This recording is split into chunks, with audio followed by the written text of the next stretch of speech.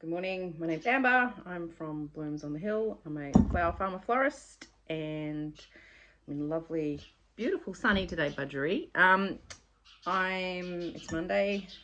I've just milked the cow and I've got to do some bouquets up for my usual, missing my head, usual delivery to the post office. So I'm just going to do 4 up. Don't do too many, don't get carried away.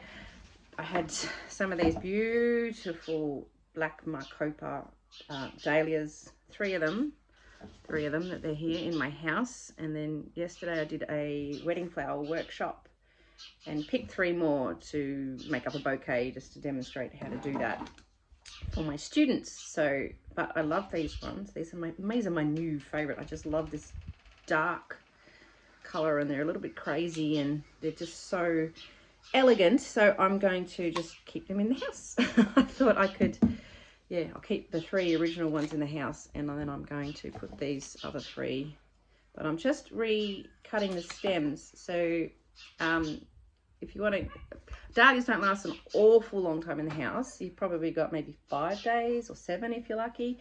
But keep refreshing your water. You can put a little bit of sugar in the water, it can help.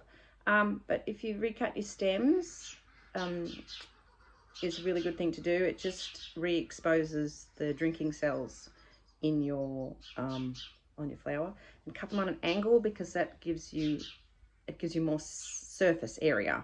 And also when you put them in the vase, if it was cut flat, then the flat end would sit flush with your bottom of your vase and no water would be able to go up the flower. So putting on an angle, it's not going to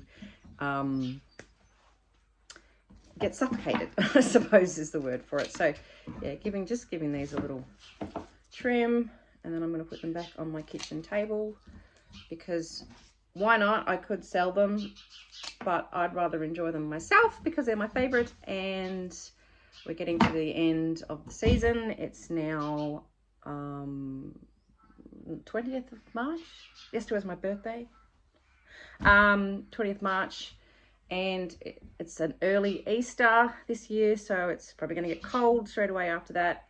And then these will all start to just die, and the paddock. So they are actually starting to turn a little bit now. I've noticed some of the leaves are starting to yellow a bit, which means as it gets colder, they don't cope as well, the dahlias, and they start to get a bit diseasey, and then you can just see it turning. So they'll start to produce less flowers. So these are going in my house. So yesterday's workshop, by the way, was a all-day 6-hour workshop. It ended up being way longer than I thought it would be. It was the first one I'd run, and it was a wedding flowers workshop. So we talked a little bit about doing your own wedding flowers, if someone wanted to do any part of their own to keep maybe the costs down of their wedding. It actually was a mother and daughter that came who have booked me to do her flowers. She's getting married in March next year, just up at our little local Budgery hall, which is lovely. So, you know, the idea is that wedding flowers are dear because, like, rather than just, you know, like, it's not just someone putting a bouquet together for you. There's also a lot of consultation.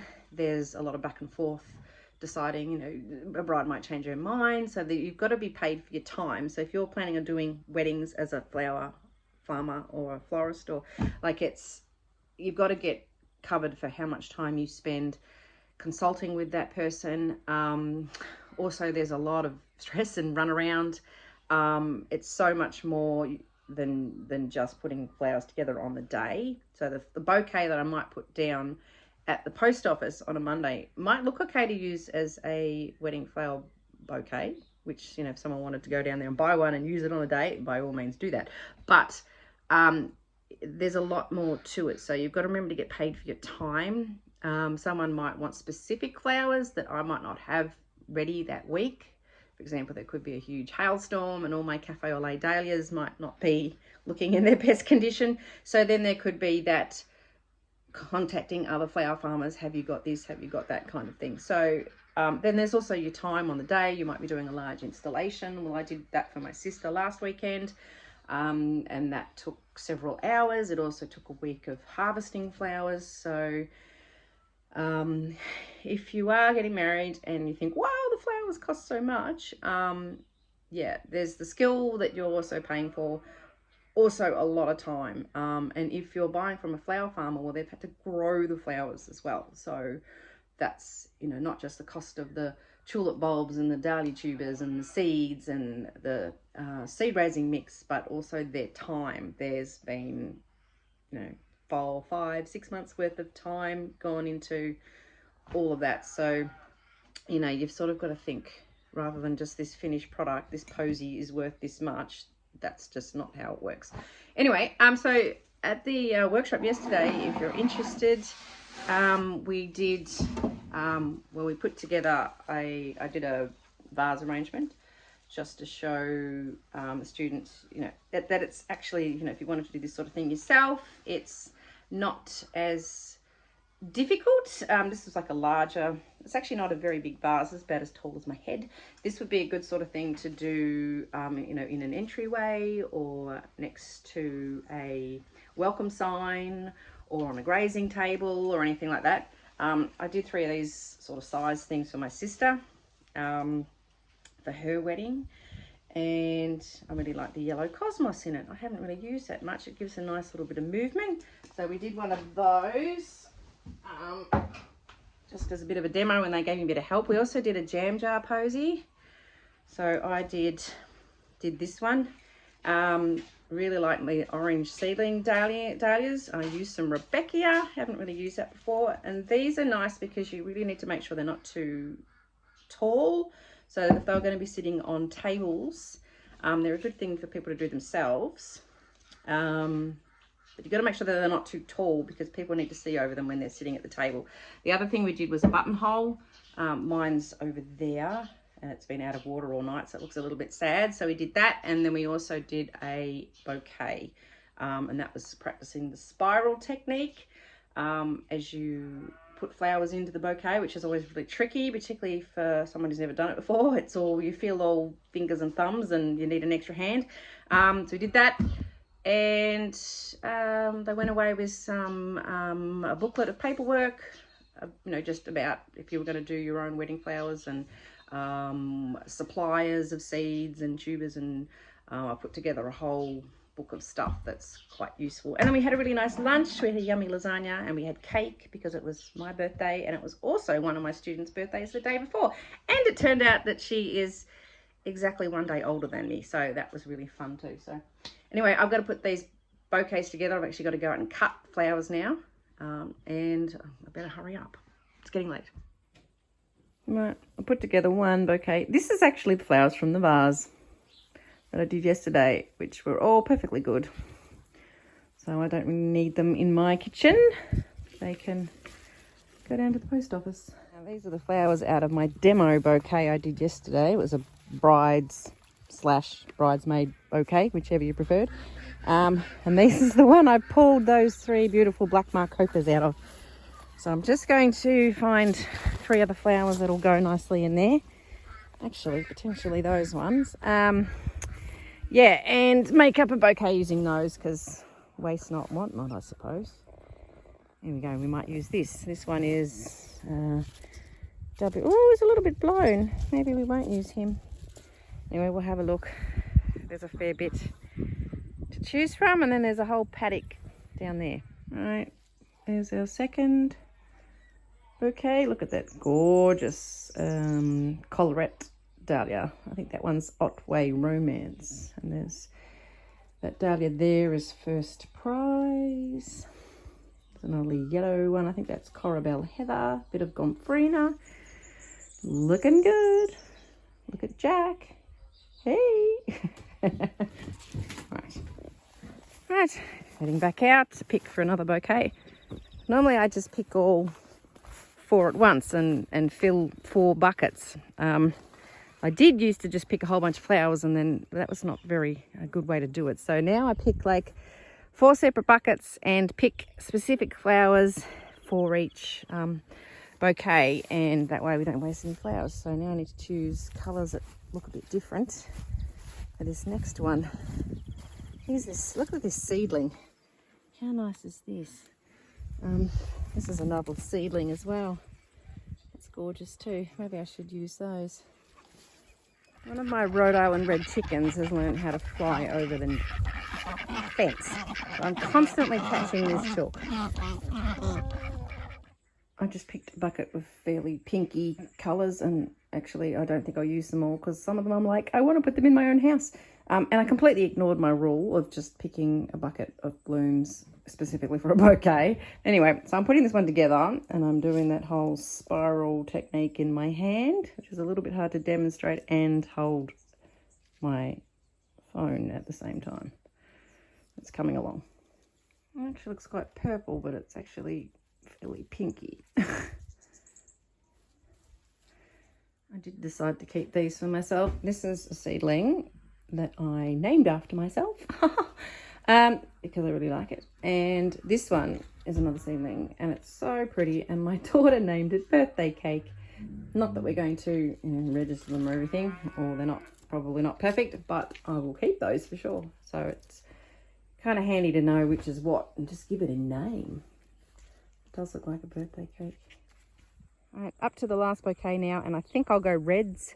I've got very purpley and mauvey pink, and I can't remember what the other one was. A bit the same, probably. So yeah, we might go in the reds for this one. Maybe the oranges too.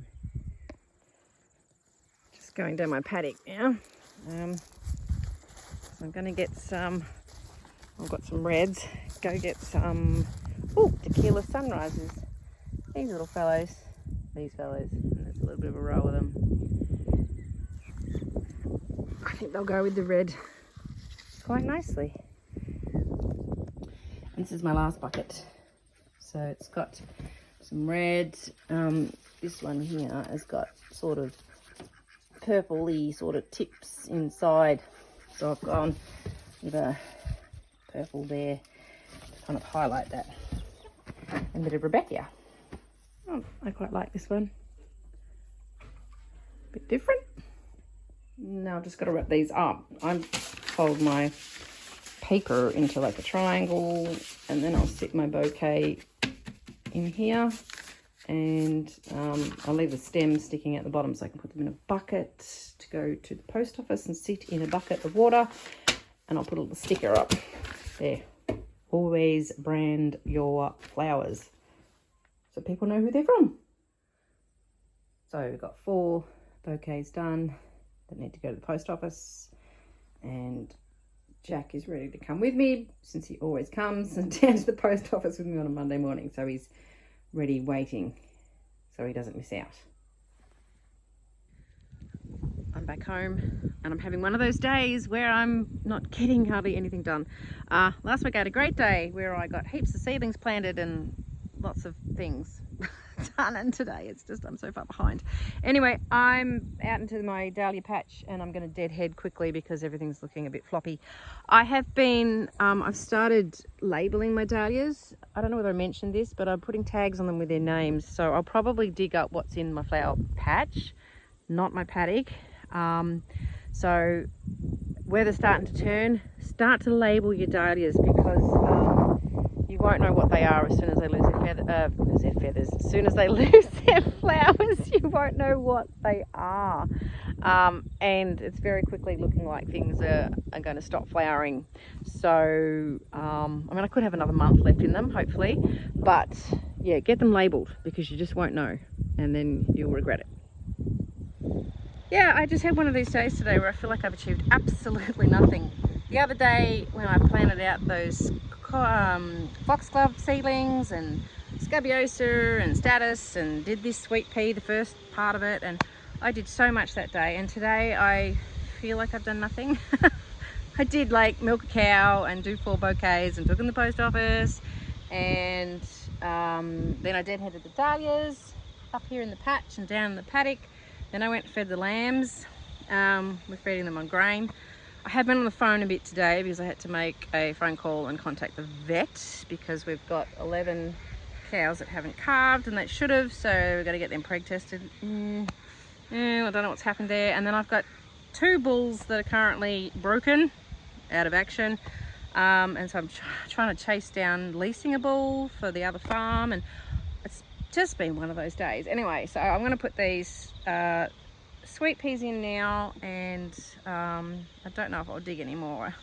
It's going to get to that point where I'm going to have to dig up some potatoes for dinner.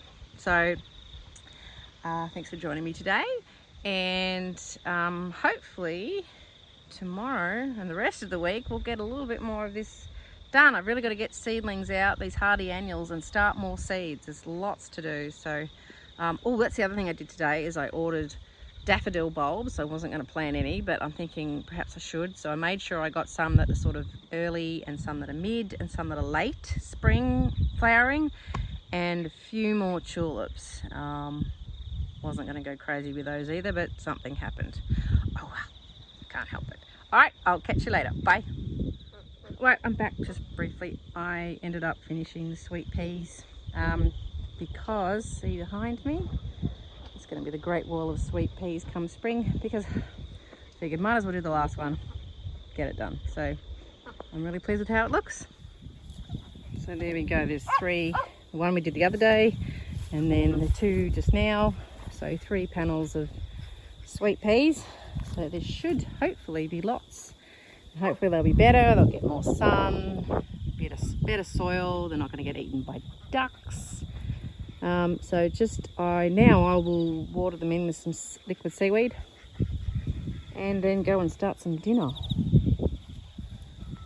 See you next time.